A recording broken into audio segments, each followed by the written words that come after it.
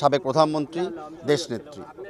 August মাস খালি একজন ব্যক্তির জন্মদিনের জন্য না, দেশনেত্রীর জন্মের সাথে আমরা একটা আপসহীন নেত্রী পেয়েছি। আমরা শিখেছি যে দুর্নীতির সাথে অরাজনীতির সাথে আপোষ করতে কখনো নেই।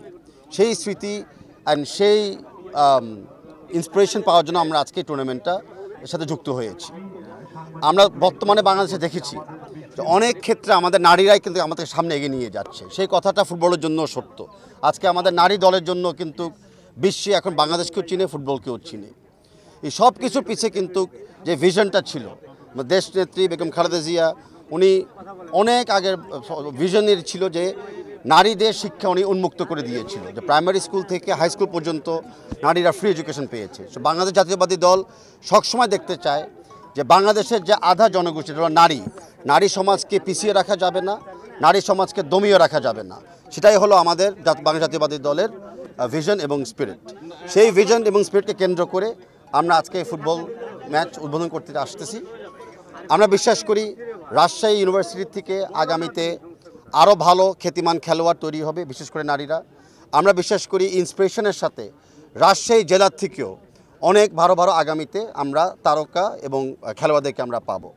সেই পাশাপাশি ফুটবল ফেডারেশনের যেরকম দায়িত্ব আছে, কিছু কাঠামো তৈরি করে দেওয়া, কিছু ট্রেনিংয়ে সহযোগিতা করা, তার সাথে সাথে বাংলাদেশ জাতীয়তাবাদী দলের অলরেডি 31 দফা অঙ্গীকার আছে যে আমরা শিক্ষার সাথে ক্রীড়াটাকে চর্চা করব, প্রতিটি মানুষের জীবনে ক্রীড়াকে ব্যবহার করব একটা ভালো স্বাস্থ্য, ভালো সমাজ এবং ভালো ব্যক্তিকে গড়ে তোলার জন্য। ধন্যবাদ। নারী দলের এশিয়া কাপের প্রস্তুতির জন্য খুব শিগগিরই পরিকল্পনা নেওয়ার কথা ছিল, এই বিষয়ে কতদূর এগিয়েছে? আমাদের নারী দলের প্রস্তুতির জন্য অনেক আমরা এগিয়ে গিয়েছি। এর পাশাপাশি আপনারা জানেন ইতিমুহূর্তে আমাদের অনূর্ধ্ব 20 দলও কিন্তু কোয়ালিফাই করেছে। আর আমরা ওয়েট করতেছি আগামীতে অনূর্ধ্ব 17 দল কোয়ালিফাই করে কিনা দেখার জন্য। তো আমাদের মিশন অস্ট্রেলিয়া যেটা আমরা ঘোষণা দিয়েছি, সেটার জন্য আমাদের ক্যালেন্ডারটা তৈরি হয়ে গিয়েছে। আমরা কিছু লজিস্টিক ফাইন্যান্স করার পরে ঘোষণা দিয়ে দিব ডিটেলসগুলোকে। প্রি সিজনে অনেক ক্লাব প্রস্তুতি শুরু করে, এমন সময় ক্যাম্প শুরু হয়েছে, ক্লাবগুলো যে ফুটবলার ছাড়তে চায় না, এই বিষয়ে পরবর্তী কোনো পদক্ষেপ নেবেন কিনা? দেখেন, আমরা ফুটবল একটা বৃহত্তর একটা ফ্যামিলি। এখানে অনেক খেলা ইতিমুহূর্তে আপনারা জানেন আমরা চলমান করে দিয়েছি, যেটা আগের রেকর্ড ভঙ্গ করেছে। আজকে যেই ফুটবল খেলার জন্য আমরা এসেছি, আমরা সেটার উপরে ফোকাস রাখতে চাই, যেটা হলো আমাদের রাজশাহী বিশ্ববিদ্যালয় হলের নারীরা এবং নারীদের পিছনে যারা উদ্যোক্তারা আছে, আমাদের ছাত্রদল এবং বিশেষ করে আমাদের টেকনিক্যাল স্টাফ লাইক রেফারিজ এবং কোচদেরকে আমি ধন্যবাদ জানাচ্ছি সবাইকে। আমি আশা করি আমরা খেলাটাকে এখন উপভোগ করতে পারবো।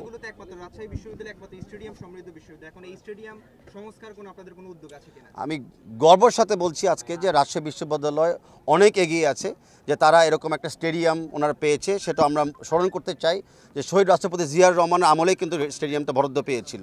এরকম বাংলাদেশ জাতীয়তাবাদী দল বিশ্বাস করে যে আমাদের শিক্ষার জায়গাকে আর চর্চা করার জন্য প্রতিটি ইউনিভার্সিটিতে এখন স্টেডিয়াম হবে, প্রতিটি স্কুলের সামনে একটা করে মাঠ হবে।